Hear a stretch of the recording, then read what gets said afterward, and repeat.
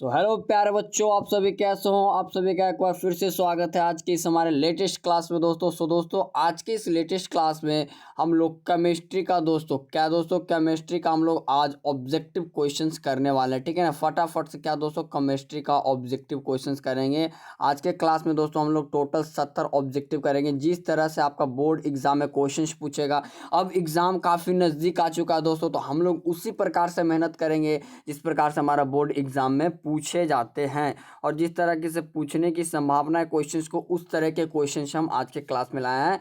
तो आज का ये जो केमिस्ट्री का जो सेट प्रैक्टिस है दोस्तों, आप लोग को एकदम बिल्कुल टेस्ट की तरह देना दोस्तों, बिल्कुल टेस्ट की तरह, और देखना है कि 70 में से आपका कितना बनता है। ठीक है ना, आप लोग को चेक करना है कि 70 आउट ऑफ आपका कितना आता है। ठीक है ना, आइए तो फटाफट से रेडियो जो शेयर कर दीजिए दोस्तों, लाइक कर दीजिए, वीडियो बहुत अच्छा लगने वाला है। ठीक है ना, फटाफट से, और लास्ट में कमेंट करके जरूर बताइएगा कि आप लोगों का कितना क्वेश्चन सही हुआ और आपने कितनी ईमानदारी से आज का इस क्लास को किया है। ठीक है, तो आइए सबसे पहला क्वेश्चन आपको देखने को मिलेगा यहाँ पे, जब सेम आपका दोस्तों बोर्ड एग्जाम का ही क्वेश्चन समझो कि हम लेकर आए हैं। ठीक है, सबसे पहला क्वेश्चन आप सभी के सामने आया कि निम्नलिखित संक्रमण तत्व के आयनों में कौन अनुचुंबकीय। मेरे भाई अनुचुंबकीय पूछ रहा है कि निम्नलिखित में से कौन जो तत्व अनुचुंबकीय। अनुचुंबकीय का मतलब क्या होता है? Unpaired electron. क्या दोस्तों? अनपेयर्ड इलेक्ट्रॉन किस में है? अनपेयर्ड इलेक्ट्रॉन का पता लगाओ। ठीक है, इसमें ज़्यादा अनपेयर्ड इलेक्ट्रॉन होगा हमारा अनुचुंबक। अच्छा, तो कॉपर का हमारा परमाणु कितना होता है?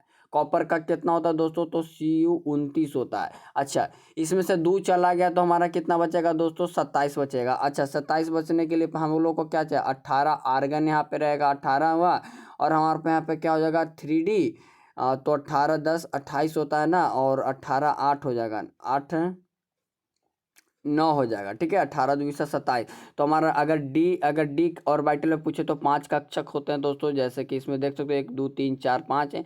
अब इसमें से दो दो को अगर भराएगा दोस्तों इलेक्ट्रॉन इसमें, तो हमारा इसमें से एक बचेगा ना, एक, यानी कि एक अनएम्पेयर्ड है, तो हमारा बच गया हमारा कॉपर 2+ हो जाएगा अनुचुंबक के। ठीक है दोस्तों, अगला क्वेश्चन देखते हैं। थोड़ा सा वेट करिएगा, आज के क्वेश्चंस काफ़ी कम समय में बहुत अच्छे तरीके से एक्सप्लेनेशन करेंगे। ठीक है, निम्नलिखित में किसे मुद्रा धातु कहते हैं? अच्छा, तो मुद्रा धातु पहले कौन कौन होता था? कॉपर का होता था, चांदी का होता था, और सोना का होता था। Option number C is the correct answer. ठीक है, चलो अगला क्वेश्चन कहता है कि समन्वय यौगिकों के लिए सबसे पहला महत्वपूर्ण सिद्धांत जो है हमारे वर्नर साहब ने दिया था। कौन दोस्तों? वर्नर ने दिया था। ठीक है ना, याद रखेगा, option number C is the correct answer. ठीक है, चलो अगला क्वेश्चन कहता है कि निम्नलिखित में कौन एक द्विक्लवन का उदाहरण है? देखो अब अलार्म ही बजने लगता है। ठीक है, कहता है कि निम्नलिखित में कौन एक द्विक्लवन का उदाहरण है? तो केफर एफिशिएंसी हमारा एक प्रकार का द्विक्लवन है। ठीक है ना, जिसमें कि इसमें ए है और एक 2। ठीक है, ऐसे याद रखना है। निम्नलिखित में कौन बाइडेंट लिगेंड है ना? Which of the following is a bidentate ligand? तो हमारा हो जाएगा इथिलीन डाई एमीन। ठीक है, देखते रहो दोस्तों, आपका सारे टॉपिक से आपका क्वेश्चंस मिलेंगे, इसलिए आप लोग को देखते रहना है। ठीक है, और आप लोग को ऑक्सीकरण संख्या अगले क्वेश्चंस में निकालने के लिए बोल रहा है, तो ये आपका HW होगा। ठीक है दोस्तों, HW में क्यों दे रहे हैं? क्योंकि ऑक्सीकरण संख्या बहुत बार निकालने के लिए हमने बता चुके हैं। ठीक है, आइए अगले क्वेश्चन की ओर देखते हैं दोस्तों। अगला क्वेश्चन क्या कहता है हमारा? निम्नलिखित में कौन वाइनिल हैलाइड है? तो हमने बताया था ना, वाइनिल हैलाइड की पहचान आप लोग को करनी है कि जो कार्बन बॉन्ड के साथ जो होता है, डबल कार्बन बॉन्ड के साथ जो होता है हमारे दोस्तों, दोनों तरफ Br जुड़ा होता है, और आप लोग देख लेना है कि कौन से किस में है। ठीक है ना, ये आप लोग को देख लेना है। ठीक है, अब ये सब बार बार हम नहीं बताते रहेंगे। ठीक है, एंजाइम होते हैं दोस्तों, तो एंजाइम, क्योंकि आज का जो क्लास है जो हम लोग टेस्ट के फॉर्म में लगे, तो आप लोग को कुछ तो होमवर्क मिलना चाहिए। होमवर्क क्या है आप लोग को पता होगा, आप लोग कमेंट में बता दीजिए। ठीक है, एंजाइम क्या होता है दोस्तों? तो एंजाइम मुख्य रूप से हमारा प्रोटीन होता है, ऑप्शन नंबर सी। ठीक है ना, एंजाइम क्या है? ये 2 नंबर का भी क्वेश्चन पूछता है। कहता है निम्नलिखित में कौन ईथर है? अब देखो अभी सारे क्वेश्चन इजी हैं, तो हम इसको बताना भी इजी समझते हैं। ठीक है, तो ROR होता है ना दोस्तों, ROR होता है। क्या हाँ गए मेरे भाई? ROR होता है। ऑप्शन नंबर आपको कौन सा दिख रहा है? ऑप्शन नंबर भाई मेरे सी दिख रहा है। ठीक है ना, चलो अगला क्वेश्चन है कि बेंजीन डाइजोनियम क्लोराइड के जलीय विलयन को गर्म करने पर निम्नलिखित में से प्राप्त होता है। तो क्या होता है दोस्तों? बेंजीन डाइजोनियम क्लोराइड, उसका जलीय विलयन को अगर आप गर्म करोगे तो हमारा जो दोस्तों हमारा क्या क्लोरोल बेंजीन प्राप्त होता है ना।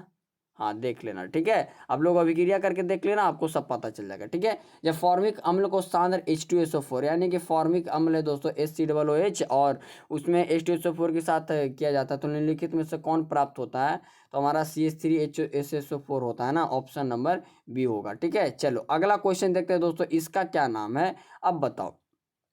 IUPAC नेम पूछ रहा है दोस्तों। सबसे पहले बात, एक कार्बन दो कार्बन यहाँ पे है, यहाँ पे क्या है, हाइड्रोक्सिलिक ग्रुप है। तो हम सबसे पहले देखो 2 पर हाइड्रोक्सी है, इधर से अगर चलेंगे क्योंकि इधर फंक्शनल समूह है, तो यहाँ पे 1 हो जाएगा, यहाँ पे 2 हो जाएगा, यहाँ पे 3 हो जाएगा। अरे नहीं मेरे भाई, रुको ऐसे कर देते हैं, यहाँ पे 1 है, यहाँ पे 2 है और यहाँ पे 3 है, ठीक है। तो अच्छा, तो 2 पर क्या है दोस्तों, यहाँ पे OH है, इसको हाइड्रोक्सी कहते हैं। 2 पर क्या हो जाएगा दोस्तों, 2 हाइड्रोक्सी।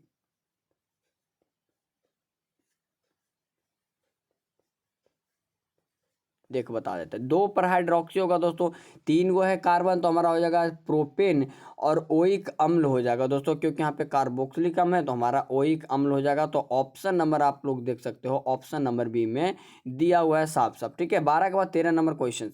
अच्छा, टॉलिन अभिकर्मक कौन सा होता है? तो हमने बताया था AgNH3 2+ आयन होता है, हमारा टॉलिन अभिकर्मक में उत्प्रेरक के रूप में कार्य करता है, ठीक है। निम्नलिखित में कौन कैनिजारो अभिक्रिया देता है जिसमें अल्फा हाइड्रोजन कण मौजूद नहीं होता, उसे हमारा कैनिजारो अभिक्रिया देता है? ऑप्शन नंबर बी फॉर्मल्डिहाइड जो है दोस्तों कैनिजारो अभिक्रिया देता है। देखो यही सब क्वेश्चंस आपका एग्जाम में रहेंगे, इससे बाहर आपको फालतू ज़्यादा रटने समझने की जरूरत नहीं। जो हम बता रहे हैं भाई, क्लास करवा रहे हैं, आप लोग डेली क्लास करते रहो, सारे क्वेश्चंस का कंसेप्ट हम क्लियर करवा देंगे, ठीक है। निम्नलिखित में से कौन कार्बोहाइड्रेट प्रकृति में प्रचुर मात्रा में? तो प्रचुर मात्रा में दोस्तों हमारा एक ही है, वो है हमारा cellulose. Option number D is the correct answer, ठीक है। अगला क्वेश्चन, निम्नलिखित में कौन डाइसैकेराइड जो होता है दूध मुक्त? डाइसैकेराइड जो होता है लैक्टोज होता है। ऑप्शन नंबर बी, ठीक है। चलो थोड़ा सा फास्ट आप लोग कर रहे हो, कोई बात नहीं, ठीक है। विटामिन ए का रासायनिक नाम रेटिनॉल होता है। ऑप्शन नंबर बी, ठीक है। चलो मेरे भाई अगले क्वेश्चन की ओर बढ़ते हैं, ठीक है। अगला क्वेश्चन क्या कहता है, निम्नलिखित में कौन जो है बिलियन, निम्नलिखित में कौन सा विटामिन जल में विलय है? तो एडेक, ADEK, तो हमारा बी और सी हो जाएगा, ठीक है ना, हाँ बी और सी हो जाएगा, ठीक है। ऑप्शन नंबर सी, ठीक है। निम्नलिखित में कौन जो है इंसुलिन स्रावित होता है? किससे इंसुलिन स्रावित होता है? तो हमारा पैनक्रीज से होता है, पैनक्रियाज यानी कि अग्नाशय से होता है दोस्तों। Option number B. चलो अगला क्वेश्चन कहता है कि विटामिन ई की कमी से, तो विटामिन ए की कमी से क्या होता है, हमारा आंखों की जो होता है रोशनी कम जाती है, लेकिन विटामिन ई पूछ रहा है हमारा जनन क्षमता में कमी होती है दोस्तों। Option number C. चल मेरे भाई अगले क्वेश्चन की ओर देखते हैं बहुत अच्छे तरीके से कि प्राकृतिक रबर निम्नलिखित में से किसका बहुलक है? तो आइसोप्रीन का है। Option number C. देख रहे हो दोस्तों कितना इजी इजी क्वेश्चन आता है ना, ये आप लोग को बताना है। देखो अलार्म भी बज जाते हैं, ठीक है। अगला क्वेश्चन ये है, कार्बन है उसे चारों तरफ हमारा क्या जुड़ा है? एक तरफ तो 3 तरफ कार्बन जुड़े हैं और एक तरफ ब्रोमीन जो है, तो यानी कि हो जाएगा हमारा, अगर ऐसे चले तो 2 ब्रोमिल 2 मेथिल प्रोपेन होगा, है ना। हाँ ये आप लोग को स्क्रीनशॉट कर लो, तो सबसे पहले इसको थोड़ा सा छोटा कर देते हैं, नहीं है ना, इसको स्क्रीनशॉट कर लो और आप लोग HW में बताना कि इसका क्या होगा राइट आंसर, ठीक है।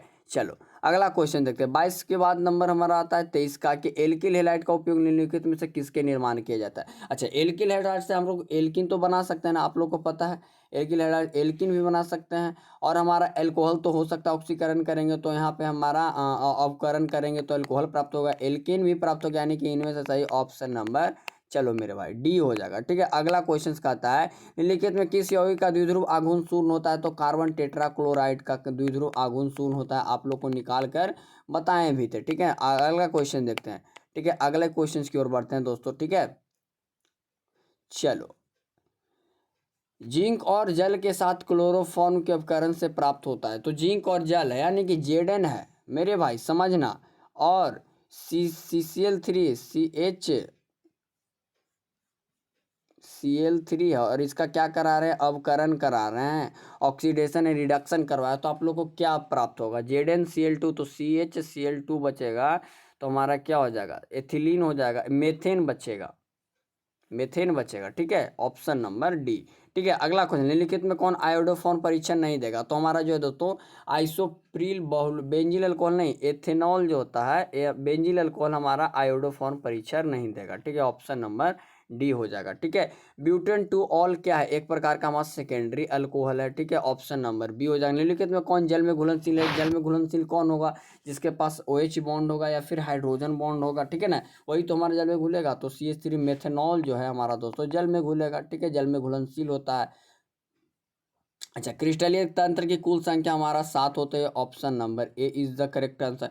चलो मेरे भाई, अगला क्वेश्चन, निम्नलिखित में कौन सा संयोजक ठोस है। देखो फिजिकल केमिस्ट्री का क्वेश्चन काफी इजी होता है। ठीक है ना, आप लोग बताइए सहसंयोजक ठोस है दोस्तों, हमारा हीरा हो जाएगा, कोवैलेंट सॉलिड। ठीक है, ऑप्शन नंबर बी। किसी धातु की षष्ठभुजीय सममिति पैकिंग संरचना में समन्वय क्या होता है, the coordination of number of metal crystallizing in a hexagonal, यानी कि HCP पूछ रहा है मेरे भाई। HCP में पैकिंग संरचना पूछ रहा है, तो HCP का हमारा जो होता है उसमें नहीं, SCP में 4 होते हैं, HCP में 12 होते हैं ना, 12 होते हैं। Option number D. ठीक है, option number D is the correct answer. ठीक है, अगला क्वेश्चन, निम्नलिखित में कौन आदर्श घोल नहीं है, तो हमने क्या बताया था, मिथाइल अल्कोहल नहीं, क्लोरोफॉर्म और एसीटोन जो है एक प्रकार का आदर्श घोल नहीं है मेरे भाई। अगला क्वेश्चन देखो, निम्नलिखित में कौन अर्धपारगम झिल्ली से निकल पाते, तो विलायक के अणु जो होता है हमारे अर्धपारगम झिल्ली से निकल पाते हैं। ऑप्शन नंबर ए।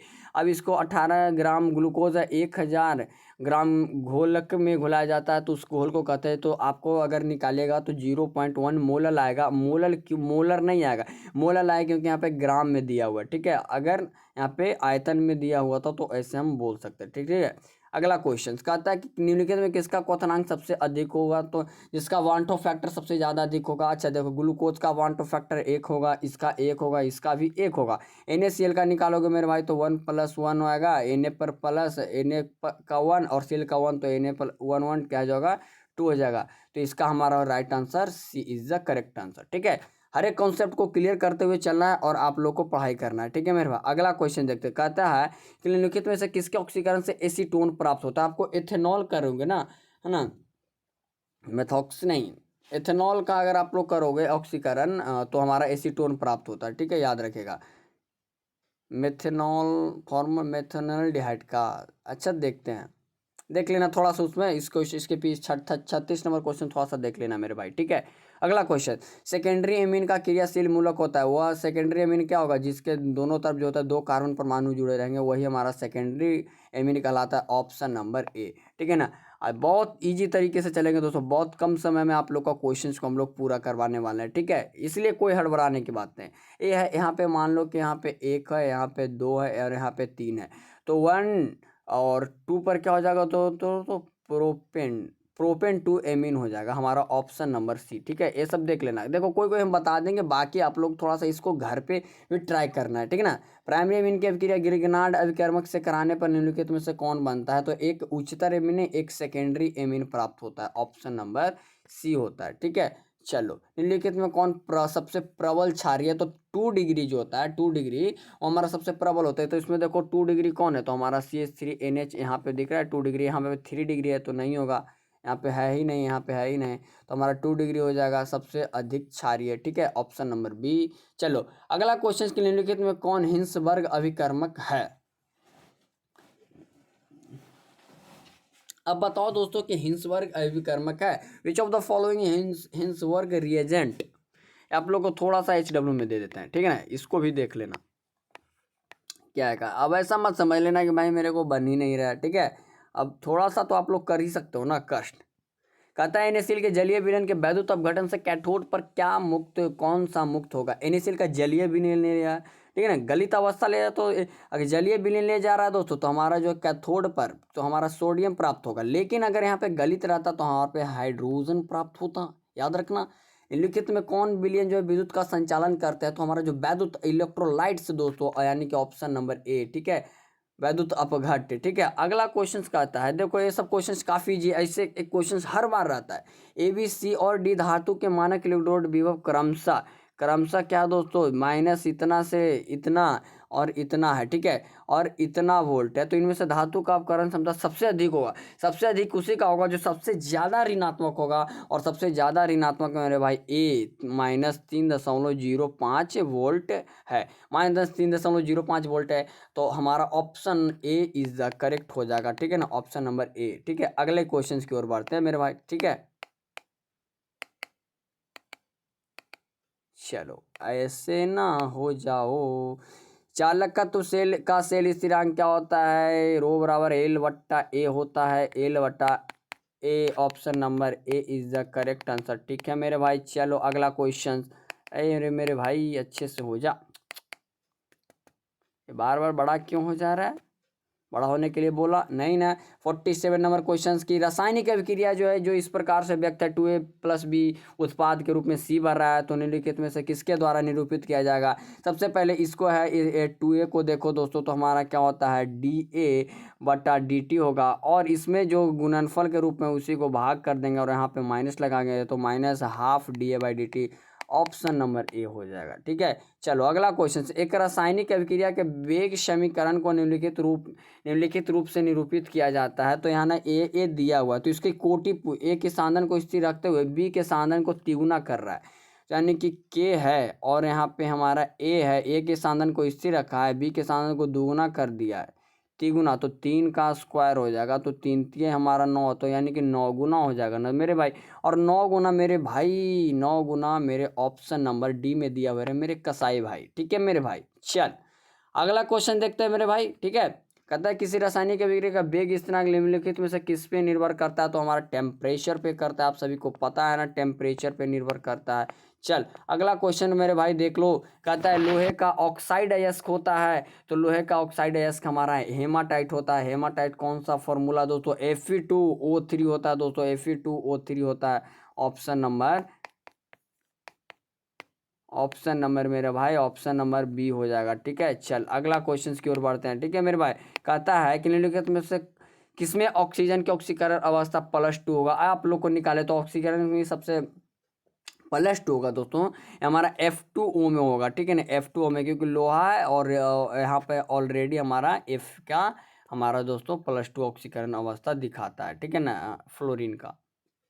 निम्नलिखित में कौन रेडियो एक्टिव उत्कृष्ट गैस है, यानी कि radio active noble gas, which of the following. तो हमारा रेडॉन जो होता है दोस्तों सबसे नीचे आता है, वही हमारा रेडियो एक्टिव गैस होता है। निम्नलिखित में से किस उत्कृष्ट गैस के द्वारा सबसे ज़्यादा यौगिक बनाया गया है, तो सबसे ज़्यादा हमारा जेनॉन के द्वारा बनाया गया है दोस्तों। ठीक है ना, कुछ खास अवस्था में। ठीक है, निम्नलिखित में कौन ध्रुवीय यौगिक है, तो ध्रुवीय यौगिक कैसे हमारा दोस्तों SO2 भी होता है और BF3 भी होता है, लेकिन ज़्यादातर अगर पूछेगा तो हमारा BF3 होगा, तो ऑप्शन नंबर सी मारेगा, क्योंकि बुक में भी आपका BF3 दिया हुआ है। कहता है निम्नलिखित में कौन प्रथम संक्रेणी का सदस्य है।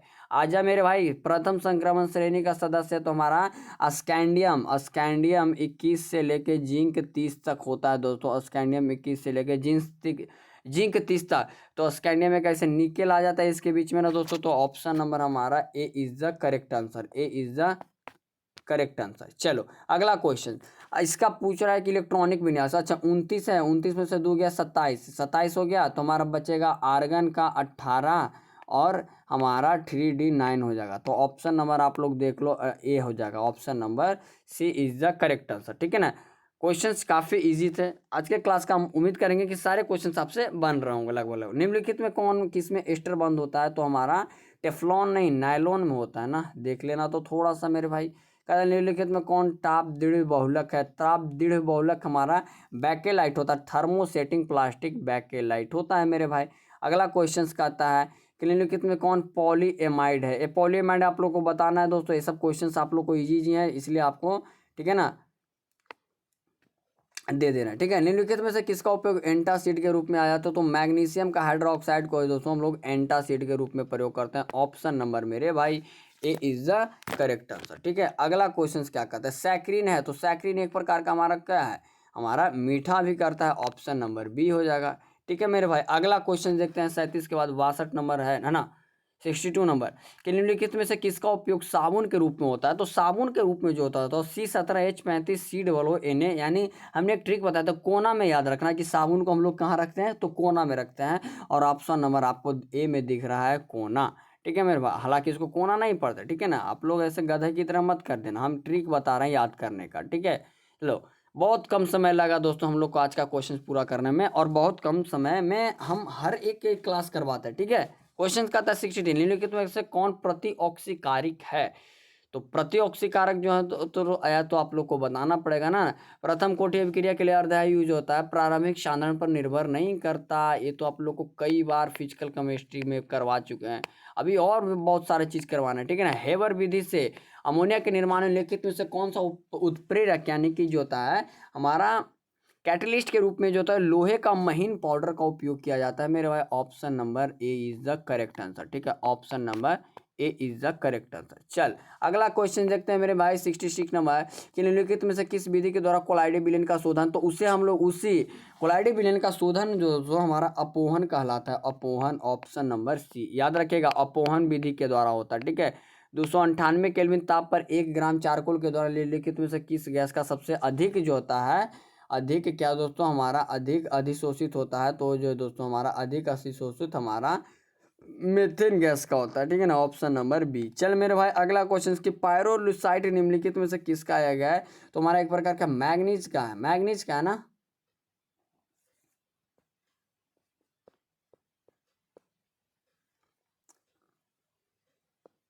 अगला क्वेश्चन 69 कि धातु के ऑक्साइड को कार्बन या कार्बन मोनोऑक्साइड के द्वारा धातु में अपकृत करने की क्रिया जो होती है तो हमारा स्मेल्टिंग कहलाते हैं। स्मेल्टिंग मीन्स क्या होता है दोस्तों, प्रगलन कहलाते हैं, सब आपको पता होगा। और आज का लास्ट क्वेश्चन कि साइनाइड विधि का उपयोग किया जाता है किस धातु के निष्कर्षण में, तो साइनाइड का जो दोस्तों हमारा सिल्वर के रूप में होता है, सिल्वर का निष्कर्षण में, तो ऑप्शन नंबर ले यहाँ पे सिल्वर कर लो मेरे भाई, सिल्वर कर लो, क्योंकि सिल्वर यहाँ पे ही राइट आंसर होगा, ठीक है ना, ऑप्शन